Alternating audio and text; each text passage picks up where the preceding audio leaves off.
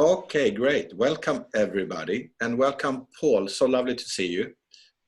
This is our second Aikido Awakenings, and I'm going to try just to lay out the land a little bit of what we are, what I want to share and introduce maybe. So this format is meant for us Aikidoka that have some interest and some curiosity about the so-called spiritual aspects of Aikido, since Osensei allegedly spoke a lot about the spirit, albeit in very old terminology, in Shinto terminology.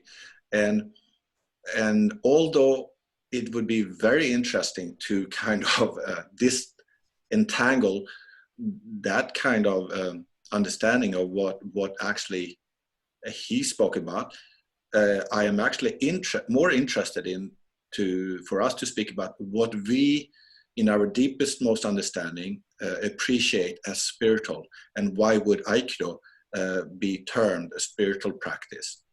And I want to view it in the sense of not necessarily as a personal isolated personal event, but I want to include the collective, the sense of community, the sense of the dojo members, because Aikido is very much a communal practice, and the sense of community, which is also equally a very big part of all religions and all spiritual association. There's a communal aspect to spiritual realization. So I want to explore that, because that's very much even this context of having a dialogue with many people.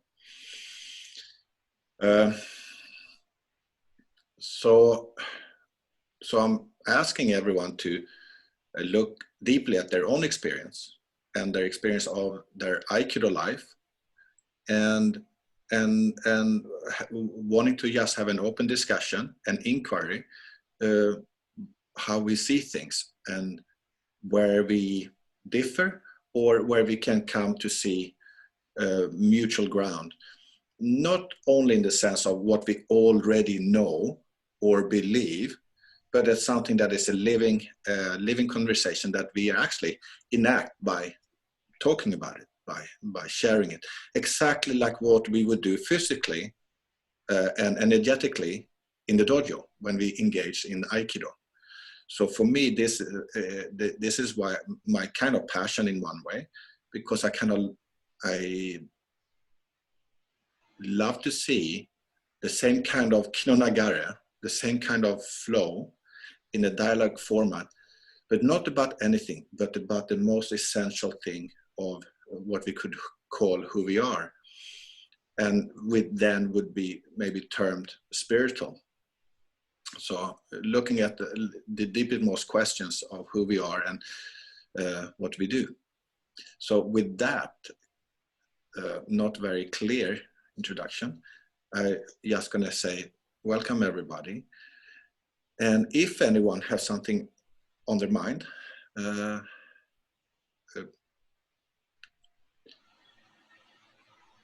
one of the best pieces of advice you've given me on how to try to do well in these sessions is not speak about it, but to speak from it, to speak from your deepest self. That I've always found useful.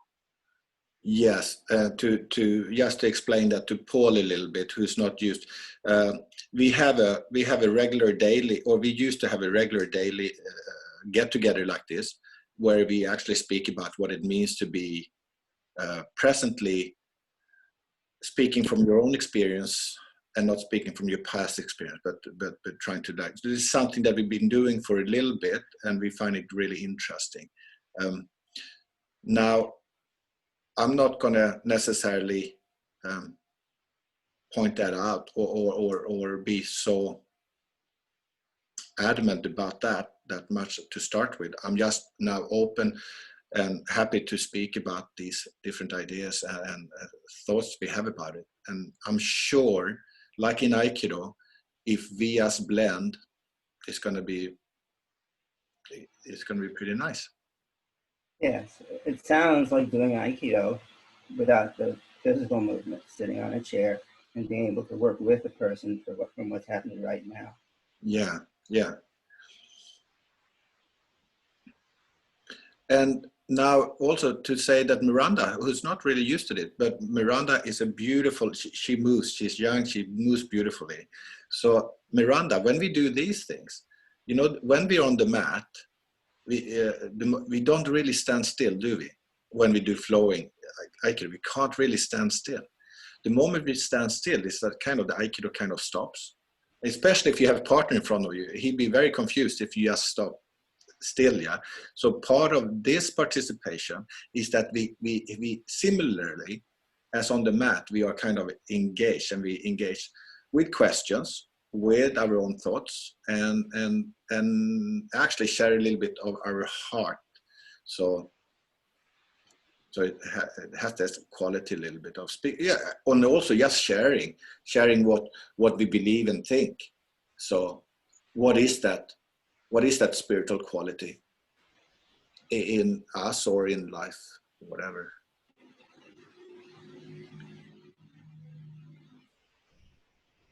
Now you can always start from something that is more tangible, because I think a lot of people, Aikido people, they have, maybe not in the beginning, but if they've been in the game for a bit and they learn about Aikido and they learn about O-sensei and they study they realize that he speaks a lot about spirit. And how do we incorporate that? How do we understand that in our own practice? How do we understand that in our own lives? And I think, just, I'm just speaking because, just break me off if you want to jump in, just jump in. I'll be quiet. But I have two questions that I find quite interesting, because recently I've been learning a lot about the internal work, mainly now because we have to do a lot of solo exercises being in isolation. So I find that very, very, very beneficial, and something that I love to spend more time on and learning. And I realized to some degree, many of the idioms and sayings of O-sensei is referring to the internal work. I can understand it after experiencing it with it myself. And much of the Shinto terminology can, if one so chooses, can refer to internal, physical, energetic work, which is, in my book, not very spiritual. It's an art that anyone can just study and practice and learn. But I'm also quite aware that there are statements that are so much larger than just my physical entity. And so when he's kind of pointing a finger to something much larger, then I kind of sit up and pay attention.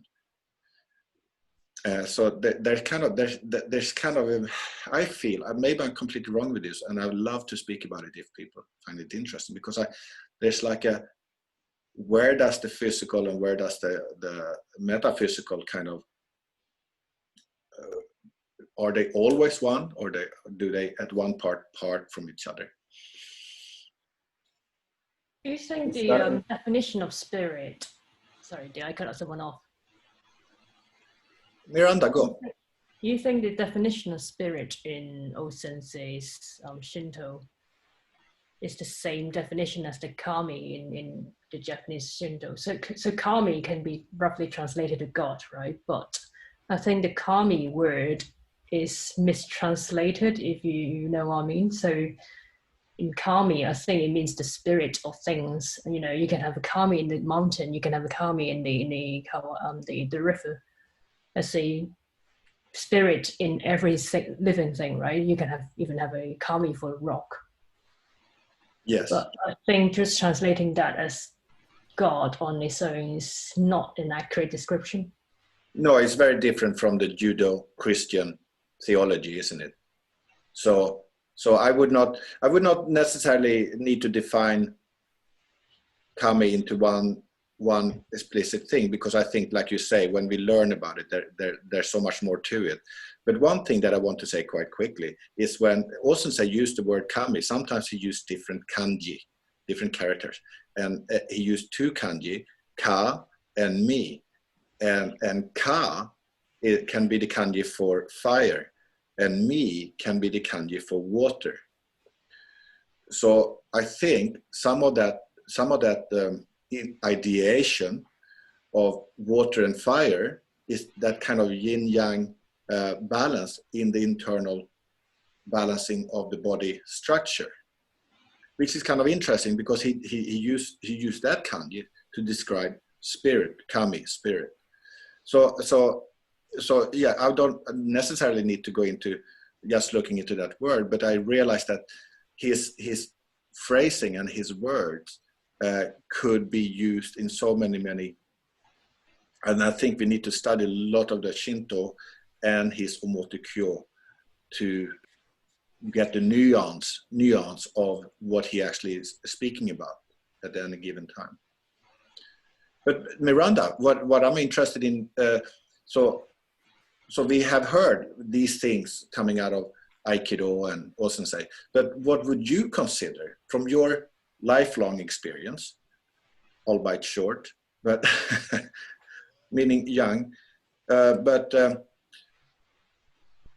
what would you consider, in your own words, like where would you go for inspiration?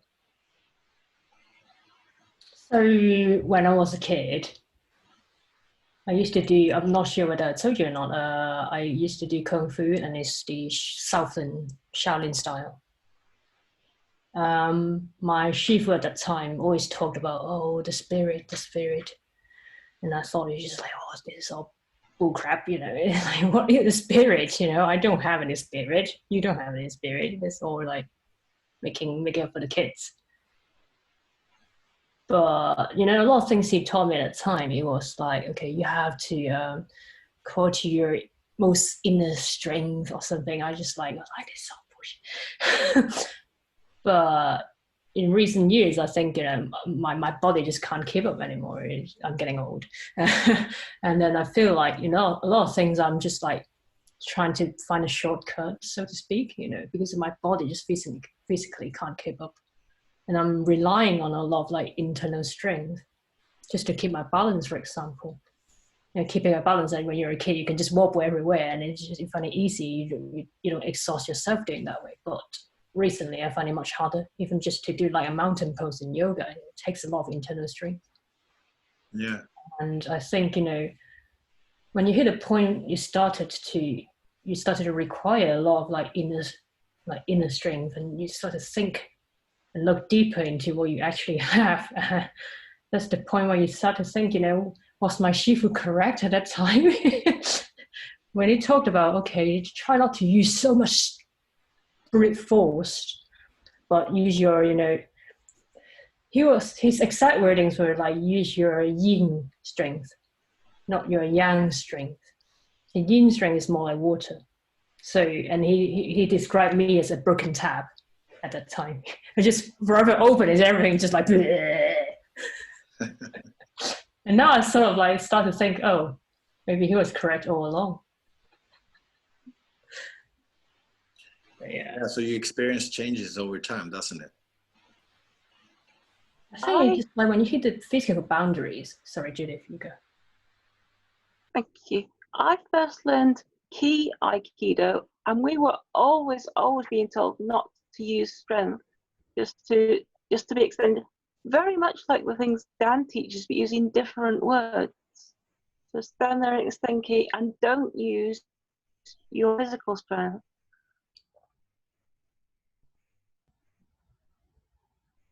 I'm sorry. Sorry.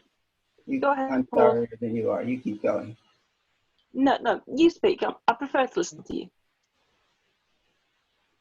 I would start with a question. You notice when I get engaged, sometimes my tremors increase. And if I have time, I can settle myself and not be in the tremors, move flowing. Like But is that anything that you would call spiritual exercise, being present with oneself and moving without force? What did you say about the force? If I do Aikido or anything else, I'm trying not to exert force against. And so if I take the Parkinson's as my special uke, I always have them with me, and I can either fight it, which makes me tremor more, or settle. Is that part of what you would call spiritual discipline? And it's a long practice, isn't it? Over years. I mean, the awareness to me, because you said two things just now, Paul, if I heard you correctly, you said the awareness of myself first, and the settling, and then you said then in the engaging without using force. And to me, both of them are aspects of this. And I mean, I've certainly been through long periods of my life where I've just been like rushing from one thing to the next and not really like had a chance to stop, and just been on some version of overdrive or automatic pilot or whatever you want to call it. And so the sort of the awareness and the stopping and trying to practice that more in my Aikido on the mat, but also just generally all the time, well, as much of the time as possible in life, and trying to engage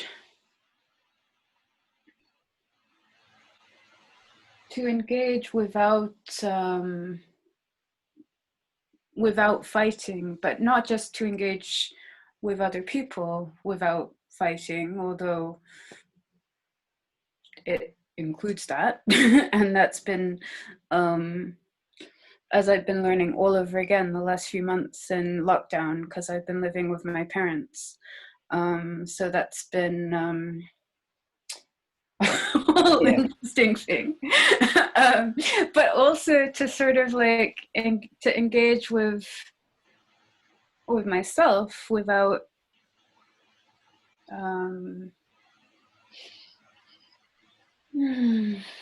with more acceptance, I guess, with more acceptance,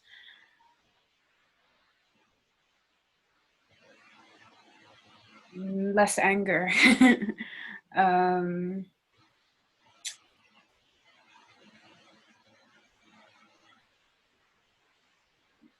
I guess I would be interested, Paul, also to hear a bit more of your perspective. I mean, I'm not sure if anybody else who was here was also on the call a couple weeks ago when Quentin sort of interviewed you. Yeah. But, you know, I think a lot of what you teach, from what I understand and have experienced, you very much emphasize like the physical sort of body-mind aspects of it, and how do we becoming aware of your body and your mind and your state, and how that's connected. And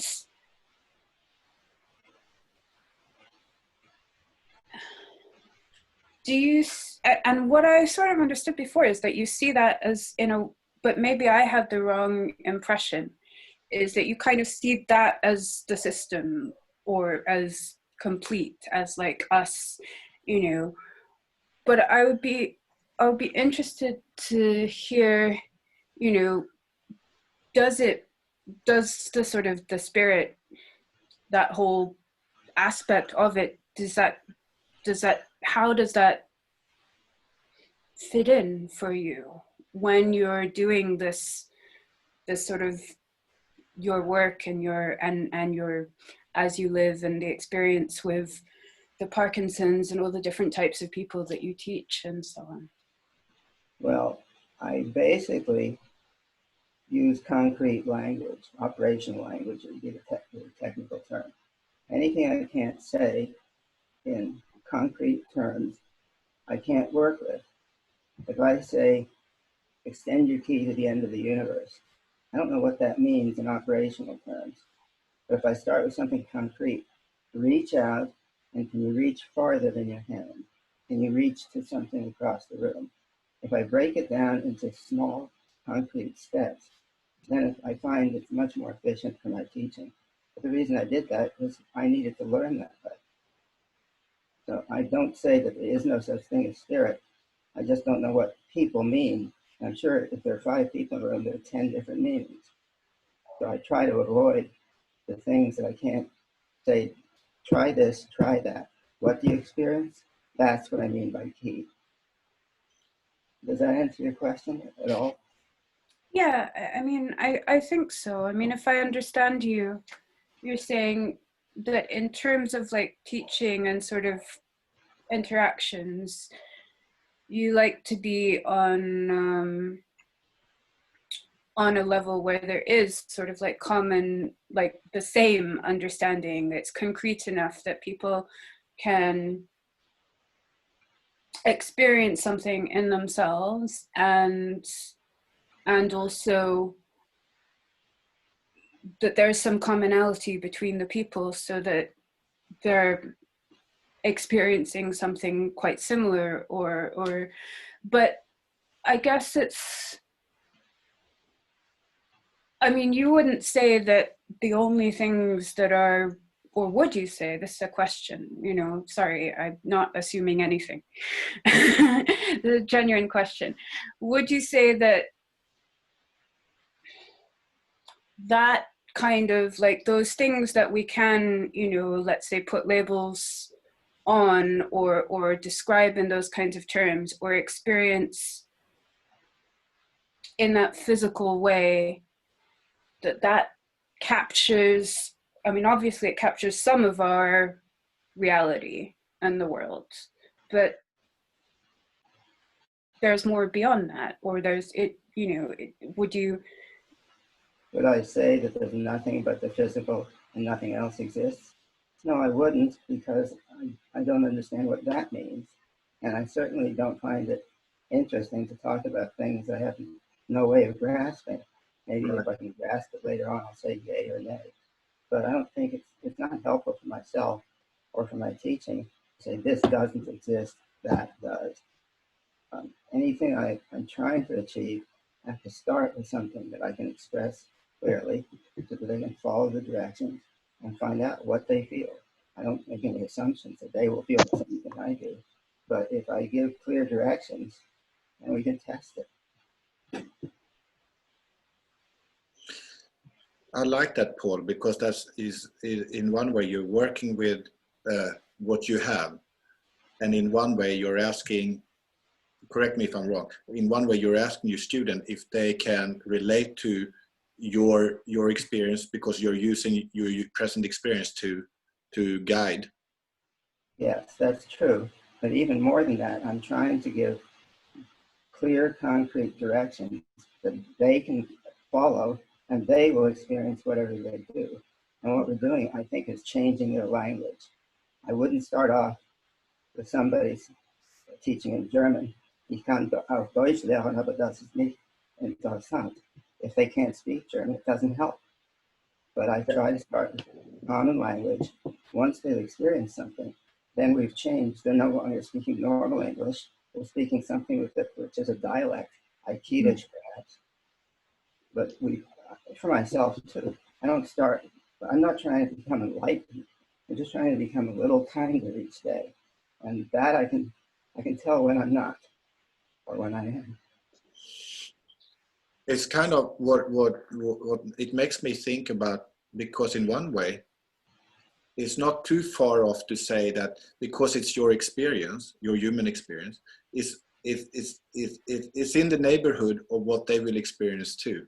Probably. if I'm speaking well and I match, that's the job of a teacher, I think, to figure out how to speak his or her language. And then you can give them new terms and bring them into your language. Mm-hmm. And I kind of want to treat these kind of dialogues in the same manner, because if I speak a different language from all of the others, we're not going to make ourselves understood. Right. And it's lovely to this wanting and the desire to be able to communicate with the same understanding. It's almost like first we have to come to, okay, what language are we using? And then okay, now I get it, now I hear you, and now we can move on. Yes. And for myself too. If I presume, well, for one thing, if I believe the stories about Parkinson's, I should be dead 10 years ago. But I run, I do Aikido, and I keep on being alive. Yeah, you wake up in the morning and go, hey, I'm here. Yes, exactly. Sorry. That's okay. If you can't laugh about pain and misery, what's the point of having it? Mm. I really like some of the language you use to explain extending ki. Like, Paul, when you talk about like a star shining from your center. I love that description because it's really what it feels like. Yes.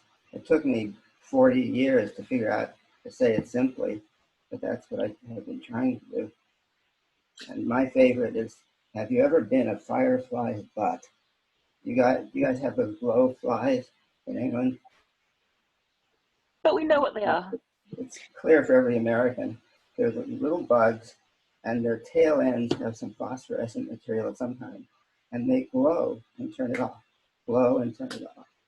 And so I think a lot of people far more enjoy the idea of being a firefly butt than doing something really serious. I remember when I was a kid and I started Aikido, and I had a Japanese instructor in Sweden, in Stockholm. And he came to Sweden early on in the, Deborah is indicating we're running out of the first 40 minutes. So let me just reboot and restart the whole thing. And we'll just take a minute. So please sign in again. So I turn this off. Great, thank you.